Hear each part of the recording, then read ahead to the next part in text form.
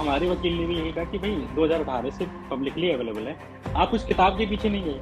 आप आज तक इंडिया टुडे, पायोनियर अखबार, इन सारी चीज़ों पे वही सेम खबर है, आप उनके पीछे नहीं गए, लेकिन आप एक 28 साल के लड़के के पीछे चले जाते। खराब लगता था कि यार आप एक ऐसी जगह पे जी रहे हो, आप कैसे शासन में जी रहे हो कि आप सिंगल जो पत्रकारिता का काम है यार, पत्रकारिता छोड़िए, एक नागरिक का जितना काम है आप वो एक सिंपल सा करना चाह रहे हो, और उस पर आपको कोई भी आदमी आपको कोर्ट में रख देगा। तो मैं ये बात मैंने एक बार लिखी भी थी कि इस केस को लड़ना केवल इसलिए नहीं था कि मुझे वीडियो बचानी थी, उस वीडियो से जो रेवेन्यू आता है वो इतना कम था कि मैं अपने वीडियो एडिटर के पैसे नहीं चुका।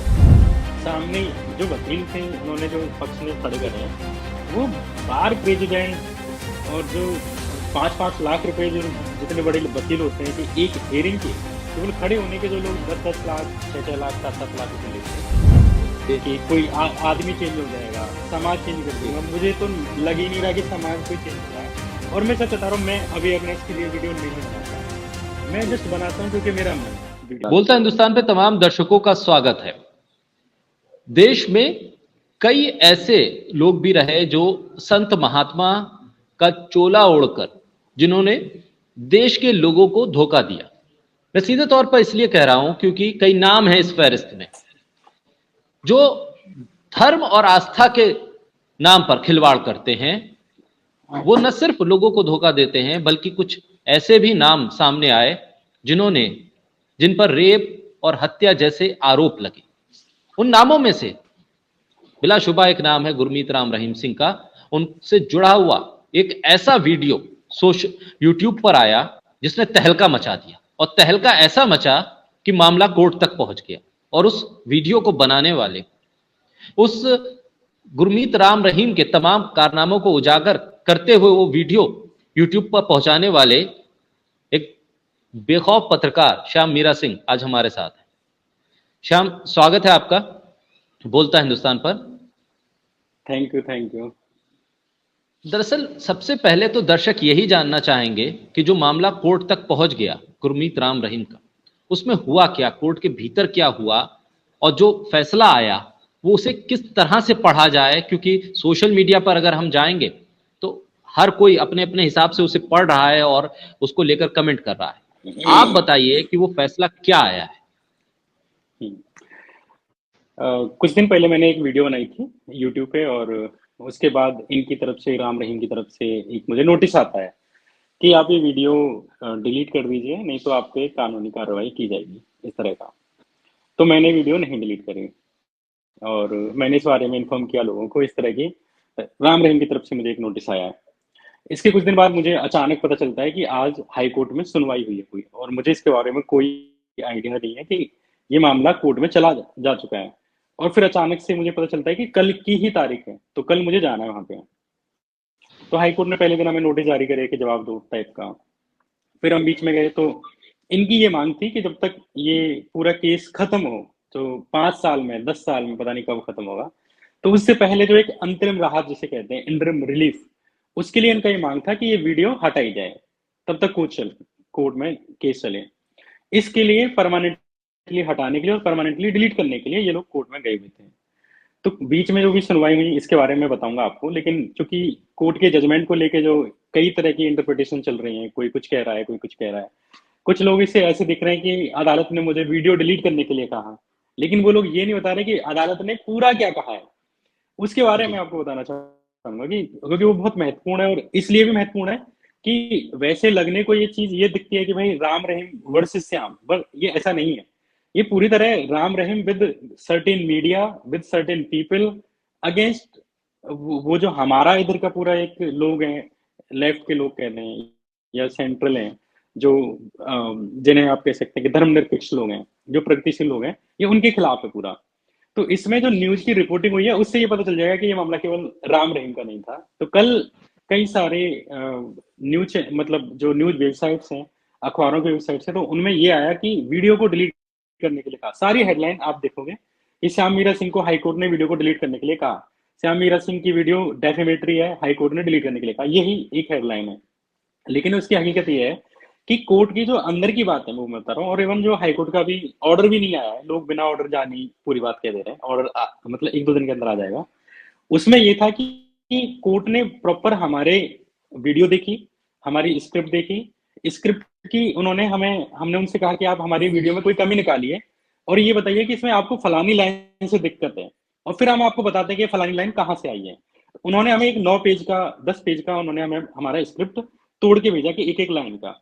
हमने उस पूरी 10 पेजेस की रिप्लाई 90 पेजों में दिया। मैं और मेरे जो वकील साथी मयंक हैं और श्रेय यादव हैं, हम तीनों ने मिलके करीब 3 बजे तक, रात तक, मतलब हम वैसे तो पूरे जब से काम कर ही रहे हैं, लेकिन हम कल जब हमारी एक फाइनल सुनवाई थी उसकी सुबह मतलब 3 बजे तक हमने वो पूरा तैयार करा और 90 पेज का रिप्लाई था उसका। उससे पहले हमने 700 पेज का रिप्लाई दिया था। और जो 90 पेज के रिब्यूटल में हमने एक एक लाइन का बताया है कि ये देखो कोर्ट जजमेंट में यहाँ से आई है। ये उस पर राम रहीम पे 3 केस चल रहे थे। एक रेप का था जिसमें दो दो शादियों के रेप का मामला था। एक मर्डर था तो जो पत्रकार का। एक मर्डर था उनके खुद के फॉलोअर का, जो उनका एक विश्वसनीय व्यक्ति रहा करता था। तो इन 4 लोगों का एक तरह से ये पूरा मामला था। तो 3 ऑर्डर थे उसमें अलग अलग। हमने तीनों ऑर्डर का कोर्ट में जमा करा कि देखो एक एक लाइन कोर्ट ऑर्डर से है, एक एक लाइन न्यूज से है, एक एक लाइन अखबारों से है, एक एक लाइन किताब से है। मैंने अपनी वीडियो में कभी भी एक शब्द अपनी तरफ से नहीं कहा। मैं पहले भी नहीं कहता कभी वीडियो में, ना इसमें कहा था।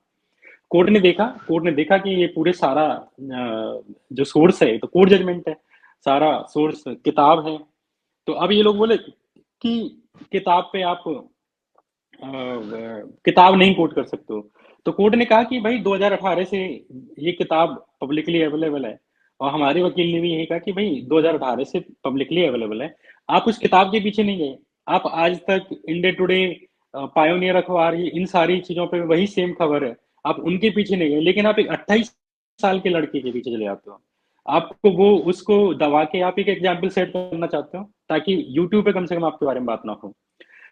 तो कल कोर्ट ने ये कहा कि उनके वकील से कि मिस्टर माथुर, ये सारी बातें जजमेंट से हैं, सारी बातें किताब से हैं। अगर आपको किताब से दिक्कत है आप किताब में जाके कहो।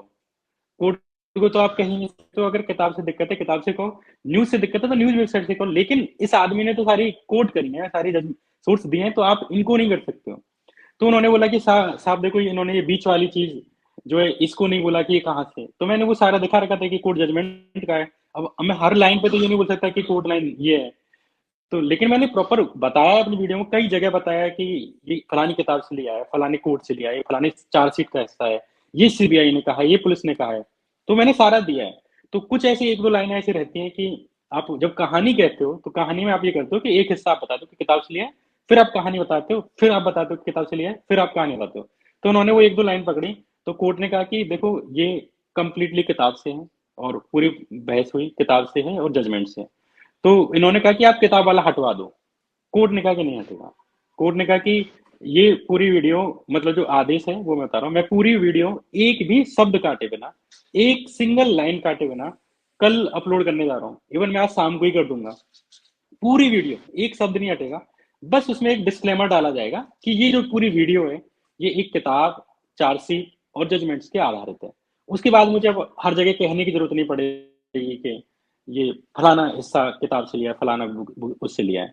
तो बस इस केस में उनकी जो मांग थी कि वीडियो डिलीट करी जाए, वो नहीं हो रही है ना। और वो चाह रहे थे कि इस पे अंतरिम राहत मिले, कम से कम जब तक केस पूरा खत्म नहीं हो जाए तब तक वीडियो बंद रहे, तब तक के लिए भी नहीं है।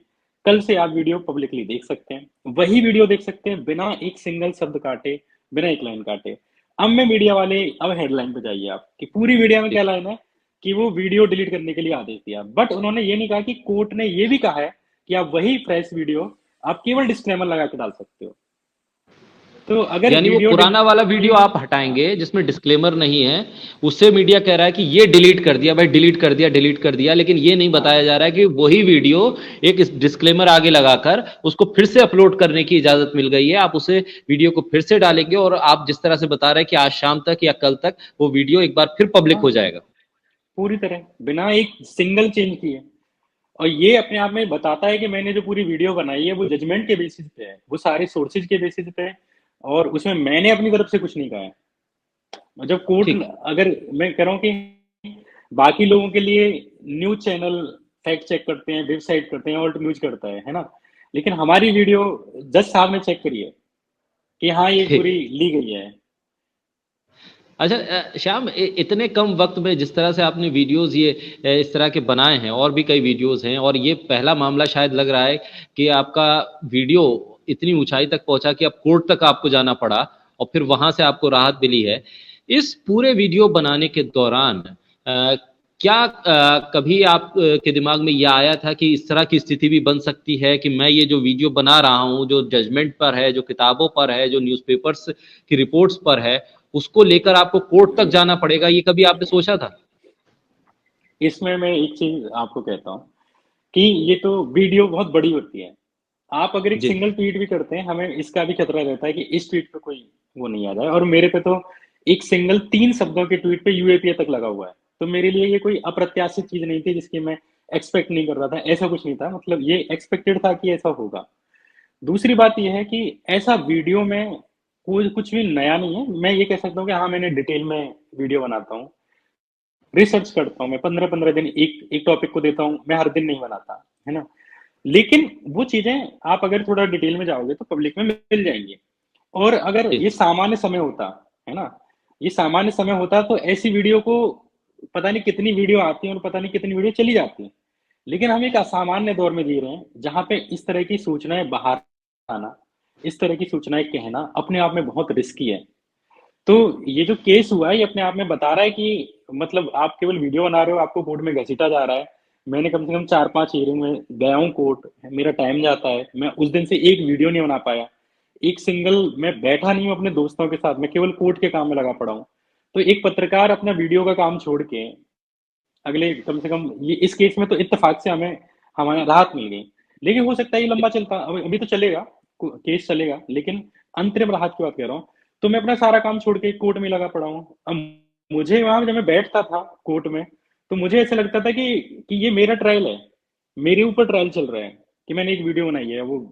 तो मुझे बड़ा खराब लगता था कि यार आप एक ऐसी जगह पे जी रहे हो, आप कैसे शासन में जी रहे हो कि आप सिंगल जो पत्रकारिता का काम है, या पत्रकारिता छोड़िए, एक नागरिक का जितना काम है आप वो एक सिंपल सा करना चाह रहे हो, और उस पे आपको कोई भी आदमी आपको कोर्ट में घसीट देगा। तो मैं ये बात मैंने एक बार लिखी भी थी कि इस केस को लड़ना केवल इसलिए नहीं था कि मुझे वीडियो बचानी थी, उस वीडियो से जो रेवेन्यू आता है वो जी। इतना कम था कि मैं अपने वीडियो एडिटर के पैसे नहीं चुका सकता।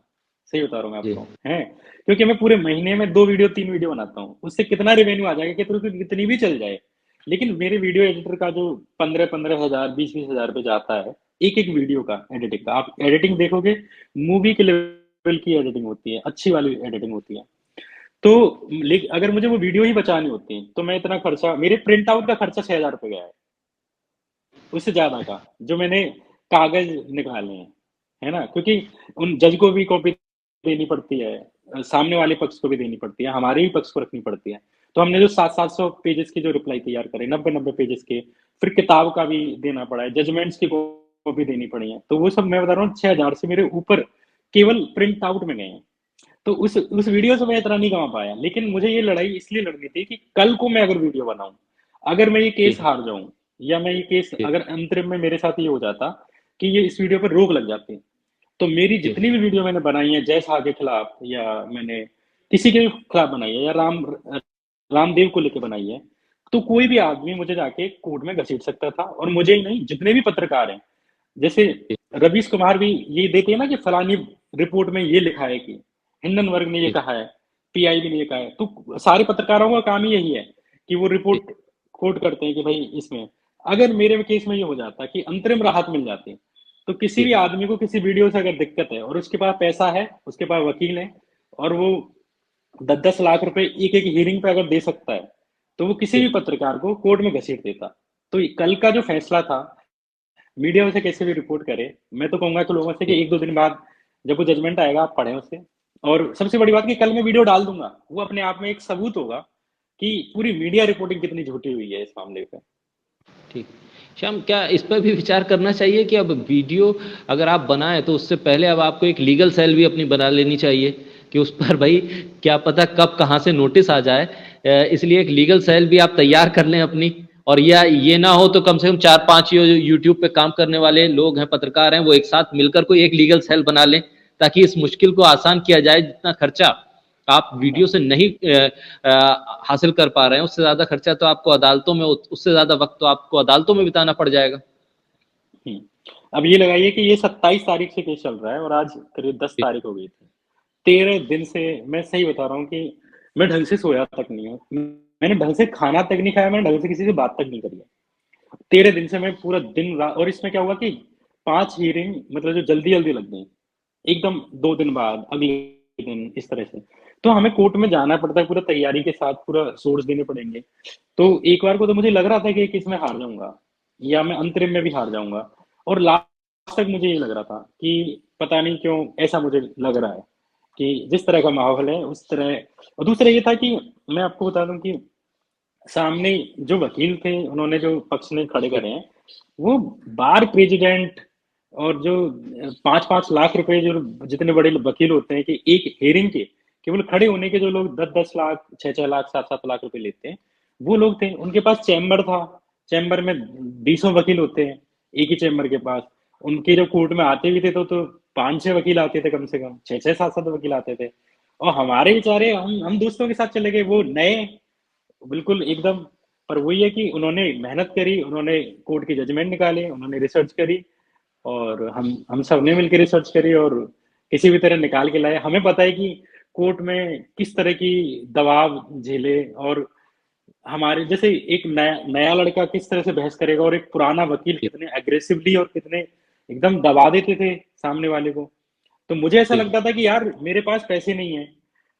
तो जैसे वहां पे जब हम कोर्ट में होते हैं तो दो चीजें होती हैं कि यहाँ पे तो चलो मैं और राम रहीम, या सामने मैं जी राम रहीम, या कोई भी हो, ये है। लेकिन कोर्ट में आपको आपका वकील प्रेजेंट करता है ना। तो जितना महंगा वकील है, आप उतने ही महंगे वहां हो, आप उतने ही प्रतिष्ठित हो, आप उतने ही ताकतवर हो, जितना महंगा आपका वकील है।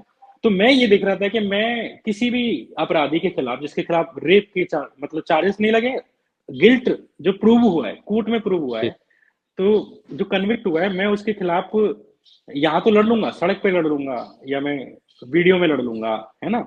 लेकिन मैं कोर्ट में कैसे लड़ूंगा जिसके पास करोड़ों रुपए हो, और जिसने मतलब जो करोड़ों रुपए कोर्ट पे खर्च करने के लिए तैयार हो। इस केस में केवल 2 लाख, केवल कोर्ट की फीस गई है इस वीडियो को डिलीट कराने के लिए, 2 लाख रुपए जी कोर्ट की फीस। तो अब आप सोचिए कि जब मैं देखता था ना कि सामने वाला, मैंने कुछ गलत नहीं किया है, लेकिन चूंकि जी सामने प्रतिष्ठित लोगों को वो लेके आए हैं, तो और मैं एक सामान्य जो हमारे दोस्त थे यहाँ जिन्होंने मदद करी, वो गए, तो मुझे लगता था कि यार यहाँ पैसा जुडिशरी में, यहाँ हमें लगता है कि यहाँ मैं कमजोर था। मैं बोला कि मैं तथ्य बना लूंगा, वीडियो बना लूंगा, पूरे साथ से लड़ लूंगा। लेकिन मैं ये नहीं कर सकता कि मेरे पास 10 लाख रुपए हर हियरिंग के लिए हो, 20 लाख रुपए में फूक दूं, 40 लाख रुपए यूं फूक दूं करने के लिए। तो वहां मुझे लगता था कि यहाँ मैं बाबा से कमजोर हूँ। लेकिन ऐसे में श्याम क्या ज़रूरत है इतने लंबे लंबे वीडियो बनाने की, क्या ज़रूरत है रिसर्च करने की? एक छोटे छोटे वीडियो बनाइए और बताइए कि कैसे युग पुरुष इस देश को बदल कर रख दे रहे हैं, सर्वशक्तिमान भारत बन रहा है, कैसे भारत का डंका पूरी दुनिया में बज रहा है और कैसे देश विकास की राह पे आगे बढ़ रहा है। आप वो तमाम कंटेंट छोड़कर इस चक्कर में कैसे हैं?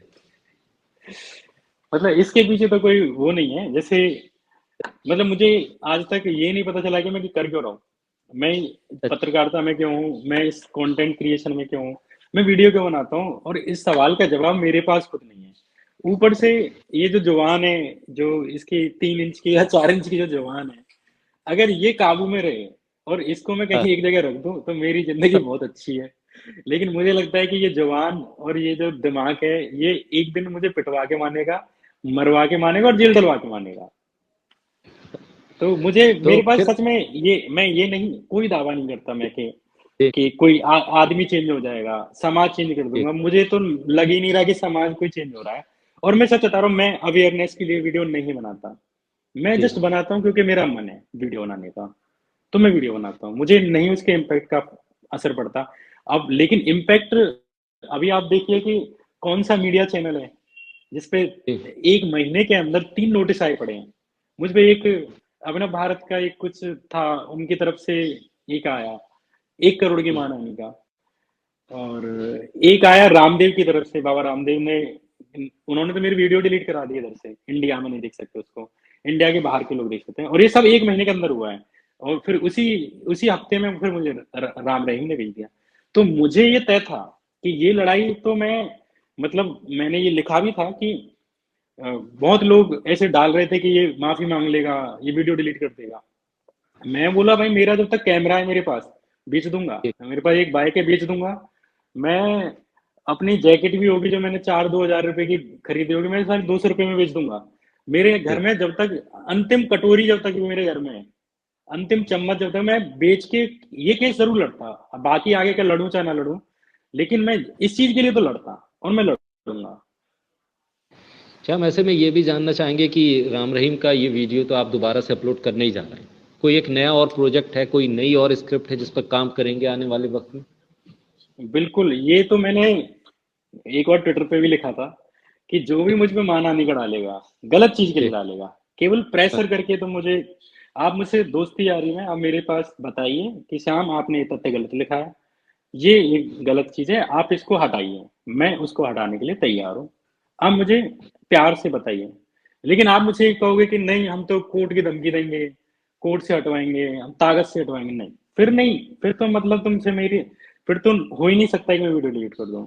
तो मैंने ये कहा था कि जब भी कोई मुझे दबाने की कोशिश करेगा, जी, है, जब भी कोई मुझे दबाने की कोशिश करेगा, जब भी कोई मेरे चैनल पे आएगा या मुझे कोर्ट में घसीटेगा, तो तुम कोर्ट का घसीटो भाई, तुम कोर्ट में मुझे घसीटो, तुम्हें जितना मुझे परेशान करना है, हैरेस करना है, कर लो। पर मैंने ये कहा है कि तुम मुझ पे एक केस डालोगे, मैं तुम पे 2 वीडियो बनाऊंगा। तुम मुझ पे 2 केस डालोगे, मैं 4 वीडियो बनाऊंगा।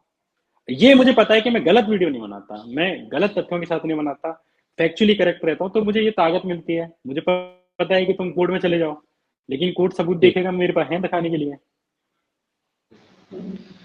बहुत शुक्रिया श्याम बोलता हिंदुस्तान को वक्त देने के लिए, और जिस हौसले और जिस जज्बे के साथ आप काम कर रहे हैं लगातार करते रहिए, क्योंकि जिस जो लड़ाई आप जीत चुके हैं, वो बहुत कम लोग हैं जो लड़ने की भी कोशिश करते हैं, और आप इस जीती हुई लड़ाई के बाद एक बार फिर उसी काम में जुटेंगे, इसके लिए अग्रिम शुभकामनाएं।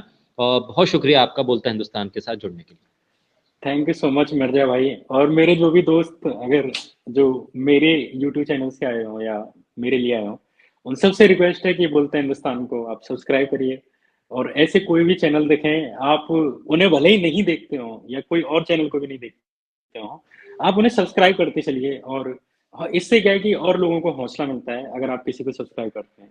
तो अगर आप डॉक्टर हैं, इंजीनियर हैं, या जस्ट एक व्यूअर हैं, किसान हैं, तो कम से कम आप इस देश के लिए जैसे वोट डाल के आते हैं, आप 5 साल वोट डाल के आते हैं, वैसे ही आप दिन में कम से कम किसी एक बेचारे का, कोई नया लड़का हो, कोई नई लड़की हो, उसका चैनल सब्सक्राइब करते जाइए। तो मेरे जितने भी फॉलोअर हो, उनसे यही कहूंगा कि इनका चैनल जरूर सब्सक्राइब करें। बहुत शुक्रिया भाई। जी, जी, थैंक यू।